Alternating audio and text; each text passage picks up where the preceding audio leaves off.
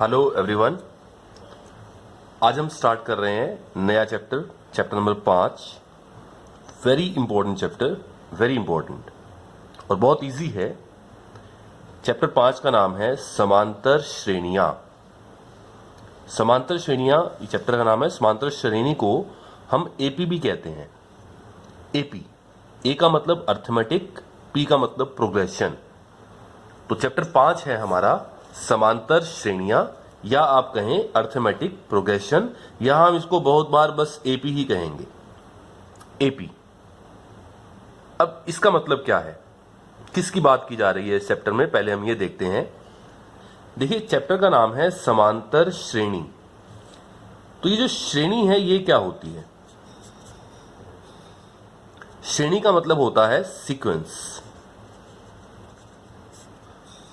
Sequence of numbers.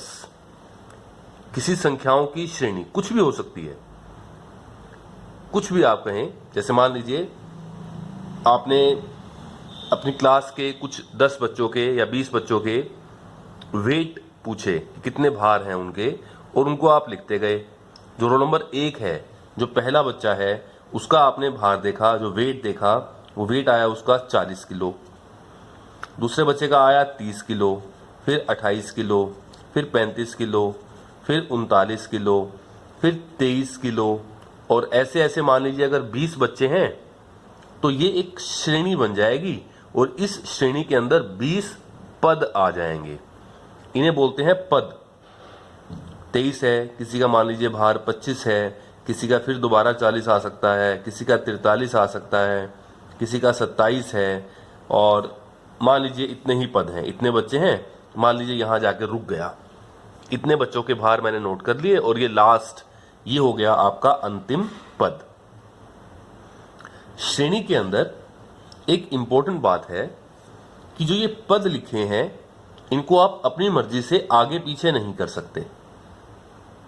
Sequence, एक sequence दिया गया है। जो पहला इसके अंदर पद आ रहा है इसे हम कहते हैं पहला पद। ये दूसरा पद हो जाएगा, तीसरा पद, चौथा पद, पांचवा पद, और ऐसे ही चलता रहेगा। ऐसा भी हो सकता है कि ये अनंत तक जाए, कभी रुके ही ना, और रुक भी सकता है। अगर ये अनंत तक जा रही है तो उसे हम कह देंगे अपरिमित श्रेणी। तो ये भी दो तरह की हो सकती है, परिमित जो रुक जाए, और अपरिमित श्रेणी, यानी जिसे हम कहते हैं फाइनाइट और इनफाइनाइट। परिमित श्रेणी और अपरिमित श्रेणी, ये दो हो सकती हैं। ये पद को हम कहते हैं पहला पद, दूसरा पद, तीसरा पद, 10वां पद, और मान लीजिए कभी खत्म नहीं होगा तो 100वां पद, 1000वां पद, और ऐसे ही चलता रहेगा, कभी खत्म नहीं होगा। तो ये होती है श्रेणी। जो ये पद होते हैं, इन पद को भी हम एक तरह से लिखते हैं। जो पहला पद होता है उसे कहते हैं ए, और उसके नीचे यहां छोटा सा एक सफिक्स में बोलते हैं। सफिक्स में हम इसको 1 लिखते हैं, A1। पहला पद है A1। दूसरे पद को हम कहते हैं A2। तीसरे को कहते हैं हम A3, A4, A5, और ऐसे ही चलता रहेगा। ये हमारे पास पद हैं। जो पद हैं उसको A1, A2, A3 हम इस तरह से कह लेंगे। तो ये श्रेणी है। अब ऐसा कुछ भी नहीं है कि श्रेणी के अंदर कोई नियम लग रहा हो। देखो, मान लीजिए एक बच्चे का, पहले बच्चे का भार आपने दिया 40 kg है, 30 kg है, 28 kg है, 35 kg है। ये रैंडम आ रहे हैं। आप इसको देख के कोई पैटर्न नहीं देख पा रहे हैं कि मान लीजिए आपको यहां तक पता है तो अगला क्या आएगा, आप पहले से प्रिडिक्ट नहीं कर सकते। कोई नियम नहीं बन रहा। तो ये श्रेणी तो है, लेकिन समांतर श्रेणी नहीं है, एपी नहीं है। क्योंकि एपी में क्या होगा, जो श्रेणी आएगी उनके पदों में कोई ना कोई नियम बनेगा। श्रेणी तो सारी है ये, जिसमें पहला पद, दूसरा पद, तीसरा पद आ जाए, श्रेणी तो है, लेकिन ये एपी नहीं है, ये समांतर श्रेणी नहीं है। तो समांतर श्रेणी में क्या होगा, मैं एक और श्रेणी की बात करता हूं, देखते हैं एक और श्रेणी। जैसे मान लीजिए मैंने कहा, बहुत इजी लेते हैं, मैं कहता हूं कि जो पहला पद है वो आ गया 10, 20, 30, 40, 50, 60, 70, 80 और ऐसे ही चलता रहेगा, कभी खत्म नहीं होगा। ये श्रेणी है, ये इनके पद हैं और ये अनंत तक जा रहे हैं, यानी कि ये अपरिमित श्रेणी है। श्रेणी तो ये भी है, श्रेणी ये भी है। लेकिन समांतर श्रेणी कब बनेगी? समांतर श्रेणी के लिए एक नियम है कि यदि एक श्रेणी में एक पद का अंतर उससे पहले वाले पद से, उससे आगे वाले पद से नहीं, उससे पहले वाले पद से हमेशा बराबर रहे, तो उसे हम क्या कहते हैं? एपी। या अभी आप रफ लैंग्वेज में देखें, क्या इनके अंतर बराबर आ रहे हैं? आप 10 में क्या जोड़ रहे हैं? आपको अगला पद मिल रहा है 10, तो क्या वही 10 जोड़ के आपको अगला पद मिल रहा है? 20 में 10 जोड़ दिया तो 30 आ रहा है क्या? यस। वही 10 जोड़ के अगला पद आ रहा है 40, वही 10 जोड़ के अगला आ रहा है। यानी कि एक नियम बन गया कि हर पद में आप 10 जोड़ दें तो आपको अगला पद मिल जाएगा। या मैं ऐसे कह दूं कि किन्हीं भी दो पदों का अंतर 10 है, लेकिन जब पदों का अंतर लेना है तो दूसरे पद में से पहला पद घटाना है, पहले में से दूसरा नहीं घटाना। चौथे में से तीसरा घटा लीजिए, 10 आएगा। यहां से मान लीजिए ये हमारे पास हुआ छठा पद, छठे में से आप पांचवां घटाएंगे तो 10 आएगा। ऐसा नहीं करना कि छठे में से सातवां पद घटा लें। तो किन्हीं दो पदों का अंतर या किसी एक पद का अंतर उससे पहले वाले पद से हमेशा बराबर रहे, तो उस श्रेणी को हम क्या कहते हैं? कि वो श्रेणी क्या है? समांतर श्रेणी। यानी कि वो श्रेणी क्या हो जाएगी? एपी हो जाएगी। ये इसका मतलब है। अगर आप देखें तो एक मिनट में आपको मालूम पड़ता है कि हर पद का अंतर 10 आ रहा है, इसमें 10 जोड़ दो ये आ गया, इसमें 10 जोड़ दो ये आ गया, तो ये एपी है। और एपी क्या हो सकती है? मान लीजिए मेरे पास, ऐसा भी नहीं है कि ये अनंत तक जाए जरूरी है, आप यहाँ पे स्टॉप भी कर सकते हैं इसको। मान लीजिए मेरे पास एक और एपी है, कोई सीडी है, और जो सीडी के स्टेप्स हैं वो हर स्टेप्स के अंदर मान लीजिए 2-2 इंच का फर्क है, 2-2 इंच का फर्क है। जो मान लीजिए पहला जो सीडी के अंदर पहला स्टेप लगा है वो है 45 इंच का, अगला जो हो गया वो 2 इंच कम कर दिया उसने 43 इंच का, फिर कर दिया उसने 41 इंच का, फिर कर दिया 39 इंच का, फिर कर दिया 37 इंच का, फिर 35, फिर 33 और बस यहाँ यानी कि उस सीढ़ी में 3 और 3 6 और 1 7 स्टेप्स हैं, और उन स्टेप्स की लंबाई हमने यहाँ पे लिख दी है, और वो इस तरह से आ रही है कि हर स्टेप 2-2 इंच कम होता जा रहा है। तो क्या ये भी एपी है? क्या अंतर बराबर है? अब भी आप दूसरे में से पहला पद घटाएं, 43 - 45 -2, इसमें से आप पहला पद घटाएं 41 - 43 -2, 33 - 35 -2। ये नहीं करना कि आप 35 - 33 कर दें। छठे में से सातवां पद नहीं घटाना, सातवें में से छठा पद घटाना है, छठे में से पांचवां, पांचवें में से चौथा, ऐसे आपने करना है। तो यहां भी क्या हो रहा है? अंतर बराबर आ रहे हैं, तो ये भी क्या बन जाएगी? एक एपी बन जाएगी। या आपसे कोई ये पूछे, जैसे यहां मैंने कहा था कि इसमें 10 जोड़ दें तो दूसरा पद मिल जाएगा, दूसरे में 10 जोड़ दें तो तीसरा पद मिल जाएगा। यहां पे सब में 10-10 का गैप आ रहा था, 10 का गैप। जो ये बराबर अंतर आ रहा है इसे हम कहेंगे, अभी अगले स्टेप में बताते हैं आपको, सार्व अंतर। और इस बराबर अंतर को हम लिखेंगे डी से। अब यहां पे कोई पूछे आपसे कि 45 में क्या जोड़ा कि आपको 43 मिला? 45 में क्या जोड़ा कि आपको 43 मिला? 2 जोड़ने पे तो नहीं आएगा, हां, लेकिन -2 जोड़ देंगे तो आ जाएगा।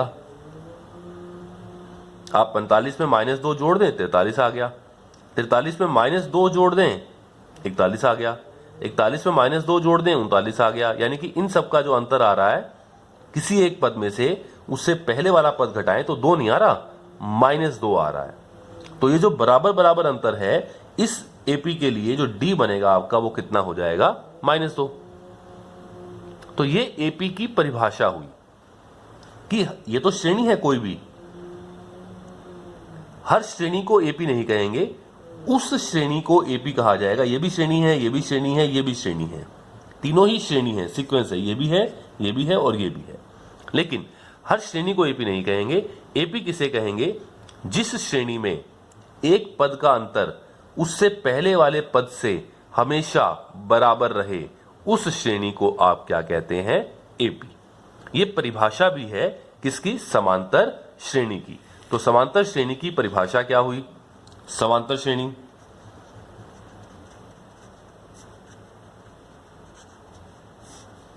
यानी कि एपी। एग्जाम में कोई आपसे परिभाषा नहीं पूछेगा, लेकिन आपको मालूम हो कि आप जिसकी बात कर रहे हैं वो कैसे बनती है, क्या परिभाषा है उसकी। तो एक श्रेणी को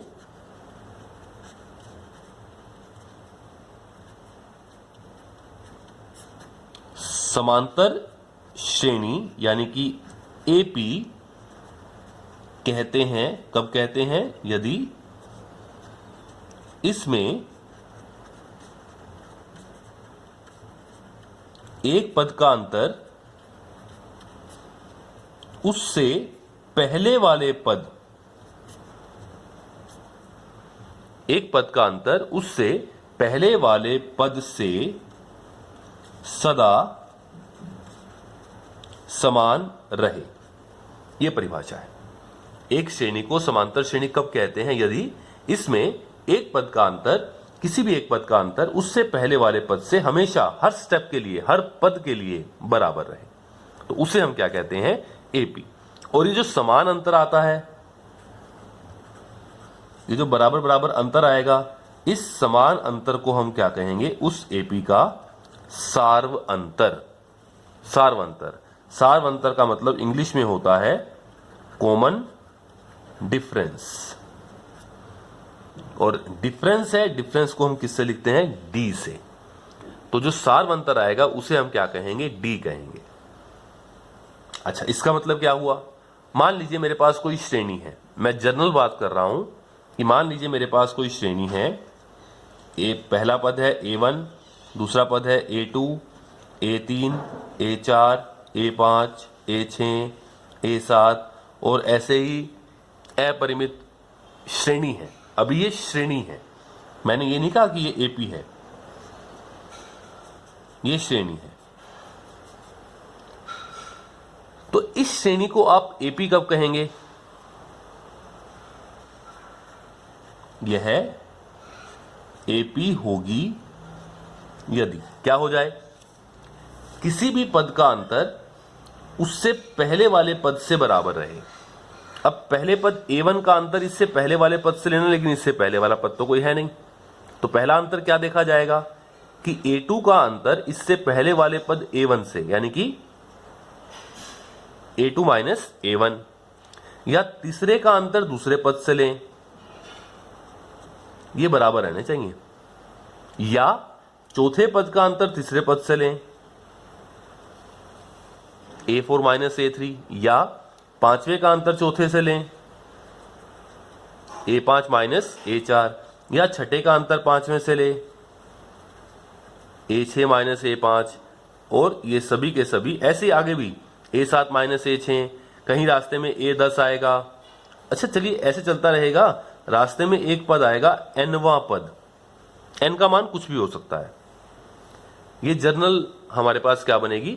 ये हमारे पास इसका nवां पद बनेगा। ये पहला पद, ये दूसरा पद, ये तीसरा पद, और ऐसे ऐसे ये nवां पद। nवें पद के बाद क्या आएगा? n प्लस एक पद। उसके बाद क्या आएगा? चलता रहेगा, कभी खत्म ही नहीं होगा। तो ये सभी अंतर बराबर रहें। an का अंतर क्या लेंगे? इससे पहले वाले पद से an माइनस 1 के साथ। इसका अंतर किसके साथ लेंगे? इसके साथ। तो किसके बराबर रहे? an plus 1 minus n plus 1 पद का अंतर उससे पहले वाले पद के साथ। ये सभी अंतर क्या रहने चाहिए? बराबर। तो यह एपी बनेगी, नहीं तो यह एपी नहीं बनेगी। और ये जो सारे अंतर बराबर आएंगे, सभी अंतर जो बराबर आएंगे, जैसे यहां पे अंतर क्या आ रहा था? 43 माइनस 45 माइनस 2, 39 माइनस 41 माइनस 2, ये माइनस 2, ये माइनस 2। उस अंतर को हम क्या कहते हैं? इस जो समान अंतर है इसे हम कहते हैं सार्व अंतर। और कैसे लिखते हैं? डी से। तो ये जो बराबर बराबर अंतर आए इसको हम कहेंगे सार्व अंतर, और इसको हम किससे लिखेंगे? ये इस एपी का डी आ जाएगा। ये अंतर बराबर रहेंगे और ये क्या आ जाएगा? इस एपी का डी आ जाएगा। चलिए, डी मैंने आपको बता दिया। सार्वंतर। किस एपी की बात हो रही है? अब इसको हमने एपी कह दिया। ये सभी अंतर बराबर हैं, उसे हमने किससे लिख दिया? डी से। एक और बात है अब इसमें कि कोई एपी है, जो एपी का पहला पद होता है ना, पहला पद A1, उसको हम ए भी कहते हैं। पहला पद जो A1 है, A1 को हम A से भी लिख देते हैं। तो किसी भी एपी के लिए सबसे इंपॉर्टेंट दो बातें हो गई, एक तो A और एक D। किसी भी एपी के लिए सबसे इंपॉर्टेंट दो चीज हो गई, एक तो A और एक D। A का मतलब क्या हुआ? उस एपी का पहला पद, जिसको आप A1 कहते हैं। तो A1 को शॉर्ट फॉर्म में हम A कह देंगे। और एक इंपॉर्टेंट बात क्या हुई? D। D का मतलब क्या हुआ? उस एपी का सार्वंतर। और ये कैसे निकाल सकते हो? जैसे मर्जी निकालें आप। या तो आप ऐसे करें, दूसरे पद में से पहला पद घटा दें, या आपको ये पसंद नहीं आया तो तीसरे में से दूसरा घटा दें, ये पसंद नहीं आया तो चौथे में से तीसरा घटा दें, और जैसे मर्जी आप करते रहें, ये सब बराबर आएंगे। तो A और D, ये बात हुई। थोड़ा सा और समझते हैं इसको अभी आगे, फिर हम क्वेश्चंस पर जाएंगे। पहले कुछ और बात समझते हैं इसके अंदर। चलिए, हम बात कर रहे थे कि एक श्रेणी को एपी कब कहेंगे। मैंने उस श्रेणी को क्या लिखा था? A1, A2, A3, A4 ये पद हैं, और ऐसे चलता रहेगा। रास्ते में कहीं जाके एक nवां पद आएगा, फिर उससे अगला एक n+1 पद आएगा, और ऐसे ही चलता रहेगा। ये हमने बताया था। और ये एपी कब होगी?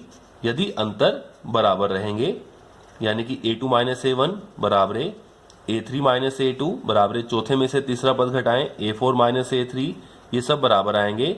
और व्यापक रूप में कहें तो n+1 पद में से nवां पद घटाएंगे तो भी बराबर आएगा। ये सब बराबर आएंगे, और इसे किसके बराबर कहा जाएगा? D के बराबर। और एक बात और कही थी कि जो पहला पद है A1, उसे हम क्या कहते हैं? A भी कहते हैं। तो अब दो चीजें आई मेरे पास, एक तो A आया और एक D आया। एक एपी के लिए ये दो बातें बहुत इंपॉर्टेंट हैं।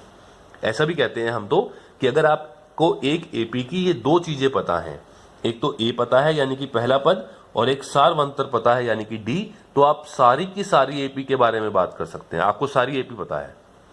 ये दो बहुत इंपॉर्टेंट चीज है एक एपी के लिए। ठीक है, चलिए अब देखते हैं आगे। मैंने कहा कि ये एपी है, तो एपी के अंदर दूसरे में से पहला पद घटाएंगे तो क्या आएगा आपके पास? D आ जाएगा। आप ये -A1 है, वहां जाकर क्या हो जाएगा? +A1। तो यहां से A2 का मान क्या आ गया? A1 + D। यानी कि अगर आपको एक एपी का दूसरा पद निकालना है तो कुछ नहीं करना, आपने पहले पद में D जोड़ देना है। पहले पद में D जोड़ दो, दूसरा पद आ जाएगा। और A1 को तो हम A भी कह लेते हैं, यानी यहां से क्या आ गया? A2 बराबर है A + D। ठीक है, A2 - A1 बराबर D है। दूसरे पद का अंतर पहले पद से D के बराबर है, सार्वंतर है, क्योंकि ये सभी के सभी किसके बराबर हैं? D के बराबर। तो A2 - A1 भी किसके बराबर है? D के बराबर, सार्वंतर। तो A2 दूसरा पद कैसे निकाला जाएगा? पहले पद में D जोड़ दो, दूसरा पद आ गया। अच्छा, इसी तरह A3 - A2, ये भी D है। -A2 वहां जाकर प्लस हो जाएगा, तो A3 कैसे आएगा? दूसरे पद में D जोड़ दीजिए आप, तीसरा पद आ जाएगा। पहले पद में D जोड़ा, दूसरा पद आ गया। दूसरे पद में D जोड़ दो, तीसरा पद आ जाएगा। और यहां से A3 बराबर है A2 का मान, दूसरे पद का मान, देखो ये रहा मेरे पास A + D। तो A + D रख दिया, और ये D और है मेरे पास। तो तीसरे पद का फॉर्मूला क्या बन गया? A + 2D। कई बातें हैं इसके अंदर। एक बात तो ये निकल के आ रही है कि आप किसी भी पद में D जोड़ दें, दूसरे पद में D जोड़ दें, आपको तीसरा पद मिल जाएगा। पहले पद में D जोड़ दें, दूसरा पद मिल जाएगा। तीसरे पद में D जोड़ दें, चौथा पद मिल जाएगा, और ऐसे ही चलता रहेगा। एक और बात निकल के आ रही है, ये वाली बात कि a2 का फॉर्मूला क्या बन गया, a प्लस डी। यहां पर मैंने a2 का मान रख दिया, a2 का मान a प्लस डी रख दिया। a प्लस डी कितना हो गया, a प्लस 2d, ये a3 का फॉर्मूला हो गया। इसी तरह क्या होता है, अगली बात पे आते हैं, चौथा पद माइनस तीसरा पद भी क्या था, d, तो ये माइनस a3 को वहां ले जाए, आप प्लस हो जाएगा, तो क्या बनेगा, चौथा पद बराबर क्या आ गया, a3 प्लस डी। तो चौथा पद निकालना है तो क्या करेंगे, तीसरे पद में d जोड़ दें। अच्छा, यहां से मैं चौथे पद का फॉर्मूला भी निकालता हूं, a4 बराबर a3 का फॉर्मूला हम अभी निकाल के आए हैं, ये रहा a प्लस 2d, तो a प्लस 2d और ये प्लस d और कर दो उसमें, तो चौथे पद का फॉर्मूला क्या बन गया, a प्लस 3d। ऐसे ही चलता रहेगा। पांचवा पद कैसे निकाला जाएगा, चौथे पद में d जोड़ के, एक और चलिए निकाल देते हैं, फिर इसको जनरलाइज करेंगे। a5 माइनस a4 भी क्या होता है, d, ये माइनस वहां जाकर प्लस हो गया, तो पांचवा पद कैसे आएगा, चौथे पद में d जोड़ देंगे, और यहां से a4 का आप मान रखें, a प्लस 3d, a4 का मान रखा और ये प्लस d है मेरे पास, तो क्या हो जाएगा, a प्लस 4d। तो ये पांचवें पद का फॉर्मूला आ गया, और ऐसे ही चलता रहेगा। मेरे पास a5 का जो फॉर्मूला है वो क्या आ गया, a प्लस 4d, और ऐसे ही चलता रहेगा अनंत तक, ये कभी खत्म नहीं होगा। तो कई बातें निकाली मैंने इसके अंदर। मैंने एक तो ये निकाला, देखिए कि दूसरा पद कैसे निकालेंगे, पहले पद में d जोड़ दें, दूसरा पद आ गया, दूसरे पद में d जोड़ दें, तीसरा पद आ गया, तीसरे पद में d जोड़ दें, चौथा पद आ गया, और चौथे पद में d जोड़ दें, पांचवा पद आ गया। ऐसे ही चलता रहेगा। पांचवें पद में d जोड़ दो, छठा पद आ जाएगा। तो आपको d पता होना चाहिए। अगर आपको पहला पद मालूम है, आपको d मालूम है, तो आप ऐसे पूरी एपी निकाल सकते हैं। ठीक है। अच्छा, एक और मैंने बात निकाली यहां से कि दूसरा पद क्या हुआ, a प्लस डी के बराबर, तीसरा पद क्या हुआ, a प्लस 2d के बराबर, चौथा पद क्या हुआ, a प्लस 3d के बराबर, पांचवा पद क्या हुआ, a प्लस 4d के बराबर, और ऐसे ही चलता रहेगा। अब यहां से देखते हैं कि हम इसको कैसे यूज करने वाले हैं। चलिए देखते हैं आगे। मान लीजिए मेरे पास एक श्रेणी है 3, 7, 11, 15, 19, 23 और ऐसे ही चलता रहेगा। अब मुझे नहीं मालूम कि ये एपी है कि नहीं। वो कह रहा है आप चेक करें कि ये एपी है या नहीं है, आप ये चेक करके बताएं। अब जब मुझे चेक करना हो, वैसे तो अगर आप ध्यान से देखें इसमें 4 का गैप आ रहा है सब में, तो इसमें मैं क्या जोड़ूं कि अगला पद आ जाए, 4 जोड़ दें 7 हो गया, 7 में 4 जोड़ दें 11 हो गया, 11 में 4 जोड़ दें 15 हो गया। तो मुझे मालूम है, दिख रहा है कि 4-4 का गैप आ रहा है, तो ये तो एपी है, और 4-4 का गैप जो आ रहा है वो डी बनेगा, यानी कि सारवंतर बनेगा। लेकिन हम उसको करके कैसे दिखाएंगे क्वेश्चन, हम ये दिखा देंगे कि इस श्रेणी में एक पद का अंतर उससे पहले वाले पद से हमेशा बराबर आ रहा है। लेकिन ऐसे हम कितने अंतर निकाल के दिखाएं, तो हम उसको 3 अंतर निकाल के दिखा देंगे। पहले दूसरे पद में से पहला पद घटा के दिखा देंगे, फिर तीसरे में से दूसरा, और फिर चौथे में से तीसरा। हम कह देंगे अगर ये 3 अंतर बराबर है तो ये एपी बन जाएगी। हम दिखा देते हैं उसको। पहले मैं a2 माइनस a1 निकाल देता हूं, दूसरे पद में से पहला पद घटा दें, 7 माइनस 3 कितना आ जाएगा, 4।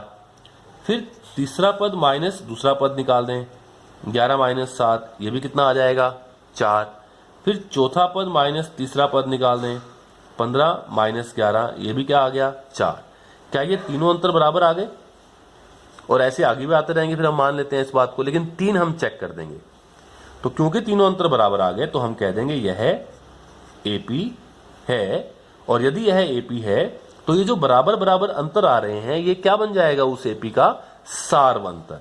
तो इस एपी का सार्व अंतर क्या आ जाएगा, डी, और डी का मान कितना आ जाएगा, 4। यानी मेरे को ये मालूम पड़ गया कि ये एपी तो बन गई और इसका डी कितना आ गया, 4। अच्छा, जो पहला पद होता है ना 3, इसको हम ए भी तो कहते हैं। तो पहला पद ए कितना हो गया, 3। अब यहां से बहुत सारी जानकारी हम निकाल सकते हैं। जैसे इसने एपी के कितने पद दिए मुझे, पहला, दूसरा, तीसरा, चौथा, पांचवा, छठा। तो छठा पद कितना है? 23। अब मैं सातवां पद कैसे निकालूं? अभी हमने सीखा था इससे पहले कि किसी भी पद में डी जोड़ दें। ये देखिए, ये देखा हमने अभी सीखा था कि पहले पद में डी जोड़ दें, दूसरा पद आ जाएगा। दूसरे में डी जोड़ दें, तीसरा पद आ जाएगा। तीसरे में डी जोड़ दें, चौथा आ जाएगा। चौथे में डी जोड़ दें, पांचवा आ जाएगा। तो ऐसे ही अब 6 पद तो है मेरे पास, और अगर ये मुझसे पूछे कि सातवां पद निकालो, आठवां पद निकालो, तो निकाल देते हैं। अब मैं सातवां पद कैसे निकालूं? कुछ भी नहीं, छठे पद में डी जोड़ दो आप। और छठा पद कितना है? 23, और प्लस डी कितना निकाला था? 4। तो मेरे पास सातवां पद कितना आ जाएगा? 27। तो इसने तो 6 पद दे रखे थे, मैंने इसका सातवां पद भी ज्ञात कर दिया। अब वो कहे कि आठवां पद निकालो, तो बहुत इजी है, सातवें पद में डी जोड़ दो। पहले सातवां पद निकाल रखा है, अब उसमें डी जोड़ दो। और सातवां पद कितना निकाला है? 27, प्लस डी कितना हुआ? 4। अगला पद क्या आ जाएगा? 31। ये निकाल दिया मैंने। वो कहे नौवां पद निकालो, तो आठवें पद में डी जोड़ दो। अब आठवां पद मैंने निकाला है अभी कितना? 31। तो 31 प्लस 4, तो नौवां पद कितना आ जाएगा? 35। और ऐसे ही चलता रहेगा। अब मान लो वो कहता है मुझे 10वां पद निकालो, तो मैं इसमें 4 जोड़ दूंगा, 39 आ जाएगा। बहुत इजी है। 11वां पद कहता है तो 10वें में डी जोड़ देंगे। और ऐसे ऐसे ऐसे मान लीजिए वो कहता है कि बताओ 50वां पद क्या है, तो पहले 10वां पद निकाला, फिर 11वां, फिर 12वां, फिर 13वां, फिर 14वां पद, फिर 15वां पद, फिर 22वां, 23वां और 49वां पद। और फिर जो A49 आएगा, 49वां पद, उसमें हम डी जोड़ देंगे, तो मुझे 50वां पद मालूम पड़ जाएगा। लेकिन आप सोचें कितनी बड़ी एक्सरसाइज हो गई है। तो क्या मालूम हमें 1 घंटा लग जाए 50वां पद निकालने में इस तरह से। तो ये तरीका ठीक तो है, लेकिन अगर थोड़े आसपास के पद निकालने हो, 50वां पद, अगर वो कहते 100वां पद निकालो, 1000वां पद निकालो, फिर तो हमें तो बहुत टाइम लग जाएगा। तो इसके लिए हमने इसको जनरलाइज करके एक फॉर्मूला बना रखा है। फॉर्मूला बनाया है हमने, और अभी हम बना के आए। अगर आपने ध्यान से देखा हो तो कैसे बनाया था हमने, देखिए अभी बताया मैंने आपको। गिरा हमने यहां से निकाला था कि A2 का मान क्या आ गया था? दूसरा पद A प्लस डी। तीसरा पद क्या आया था? A plus 2D। चौथा पद क्या आया था? A plus 3D। ठीक है, देखो ये रहा दूसरा पद A प्लस डी, तीसरा पद A प्लस 2D, चौथा पद A प्लस 3D, और पांचवा पद क्या आया था? A plus 4D। ऐसे ही छठा पद, सातवां पद। इसको अगर मैं ध्यान से देखूं इस पैटर्न को, तो मैं एक फॉर्मूला बना पाऊंगा। बनाते हैं, चलिए।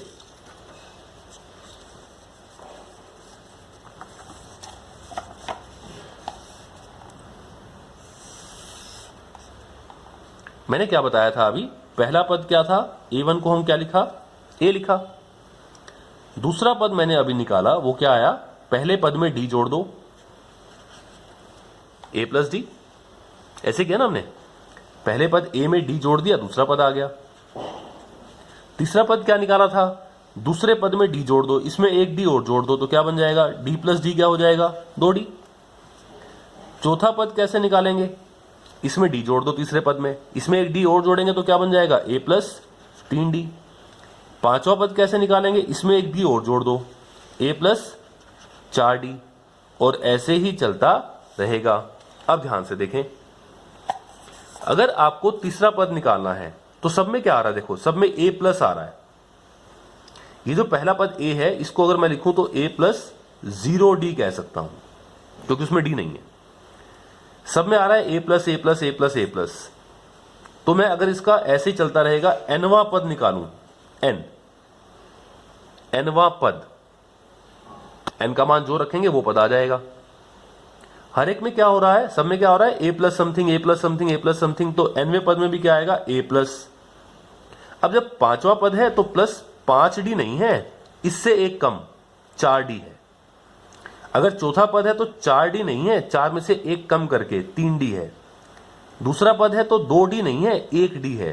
पहला पद है तो 1D नहीं है, 0D है। तो nवां पद है तो ND नहीं आएगा, n-1 गुना में D आएगा। तो ये आपका फॉर्मूला तैयार हो जाएगा किसका, nवें पद का। तो हमने यहां पे एक फॉर्मूला तैयार कर दिया, AP का nवां पद। ये किसका है, AP का nवां पद बराबर A प्लस n माइनस 1 गुना में D। ये हमारा फॉर्मूला तैयार हो गया। nवां पद, यहां पे हम an भी लिखें पहले, an बराबर AP का nवां पद an बराबर A plus n minus a गुना में D। मान लीजिए आपको पांचवा पद निकालना है, तो आप n की जगह 5 कर दें। a प्लस 5 में से 1 गया 4 D, a प्लस 4 D। देखिए ये फॉर्मूला बन जाएगा। अगर आपको दूसरा पद निकालना है, n की जगह 2 रखें, a प्लस 2 में से 1 गया 1 D, यानी कि a प्लस D, ये बन गया। आपको चौथा पद निकालना है तो a प्लस 3 D। अब यदि आपको a मालूम है और d मालूम है तो आप कोई भी पद निकाल सकते हैं। अगर आपको 50वां पद निकालना है तो n को 50 रखें, a प्लस 49 D, a का मान रख दें, d का मान रख दें, 50वां पद आपके पास तैयार हो गया। कितना इजी है देखिए। देखते हैं एक मिनट इसको आगे। चलिए, हमने बनाया जो फॉर्मूला है, वेरी इंपॉर्टेंट फॉर्मूला, कि AP का nवां पद क्या होगा, an बराबर, इसको फिर से लिखते हैं एक बार, बराबर an बराबर A प्लस n माइनस 1 गुना में D। ये इसका मैंने फॉर्मूला बनाया।